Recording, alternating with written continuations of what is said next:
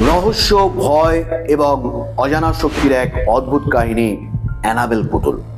এটি নিছক একটি খেলনা নয়, বরং এটি এমন একটি চরিত্র যা মানুষকে তার সাহসিকতার চরম পরীক্ষায় ফেলে।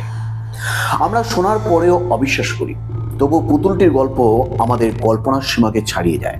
ডোনা নামের এক তরুণী তার জন্মদিনে একটি পুতুল উপহার পেয়েছিলেন।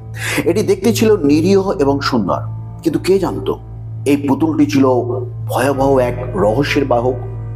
প্রথম কয়েকদিন কিছুই ঘটেনি, কিন্তু অল্প সময়ের মধ্যেই পুতুলটি তার জীবন দেখাতে শুরু করে। ডোনার বেডরুমে রাখা পুতুলটি প্রায়শই অন্য ঘরে চলে যেত, কখনো বসার ঘরের সোফায়, কখনো বা রান্নাঘরের টেবিলে, যেন এটি তার নিজের ইচ্ছায় ঘুরে বেড়াতো।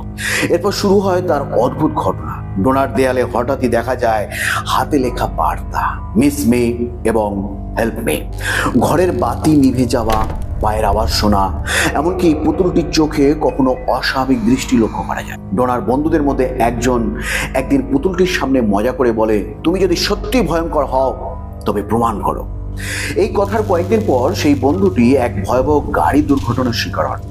যদিও তিনি প্রাণে বেঁচে যান, কিন্তু ঘটনাটি ডোনাকে চরম আতঙ্কিত করে তোলে। পুতুলটির উপস্থিতি তাদের জীবনে এমন এক অদৃশ্য চাপ সৃষ্টি করেছিল যা ধীরে ধীরে তাদের মানসিক শক্তি নষ্ট করছিল।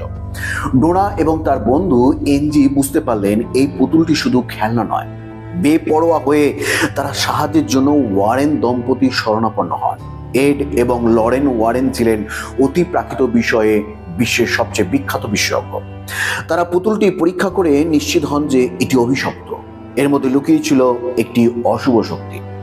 এই শক্তি ডোনা এবং এনজির সঙ্গে কথা বলার জন্য একটি ছোট্ট মেয়ের আত্মার পরিচয় দিয়েছিল। কিন্তু ওয়ারেন দম্পতি জানান এটি কোনো সাধারণ আত্মা নয়, বরং এটি একটি ডেমন, যে মানুষের দেহ অধিকার করার চেষ্টা করছিল। পুতুলটি ছিল সেই ডেমনের জন্য একটি মাধ্যম। ওয়ারেন দম্পতি পুতুলটি তাদের কানেকটিকাটে অবস্থিত অকাল্ট মিউজিয়ামে স্থানান্তর করেন। সেখানে এটি একটি কাঁচের বাক্সে সুরক্ষিত রাখা হয়। বাক্সের বাইরে বড় অক্ষরে লেখা হয়, warning, positively do not open. আজও সেই বাক্সে রাখা পুতুলটি মিউজিয়ামের দর্শনার্থীদের আকর্ষণের কেন্দ্রবিন্দু। অনেকে এটিকে কল্পকাহিনী মনে করেন, আবার অনেকে বিশ্বাস করেন এটি সত্য। অ্যানাবেল পুতুলের ভয়ঙ্কর কাহিনী আজ সিনেমার মাধ্যমে বিশ্বজুড়ে পরিচিত। দ্য কনজিউরিং সিরিজের অন্যতম ভয়ের উপাদান হিসেবে এটি তার স্থায়ী স্থান পেয়েছে।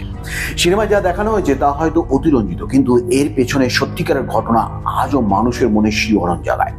অ্যানাবেল পুতুল কেবল একটি গল্প নয়, এটি আমাদের সাহস, বিশ্বাস এবং ভয়ের সীমারেখা নিয়ে প্রশ্ন তোলে। পুতুলটি কি সত্যি অভিশপ্ত, নাকি এটি কেবল মানুষের কল্পনার সৃষ্টি?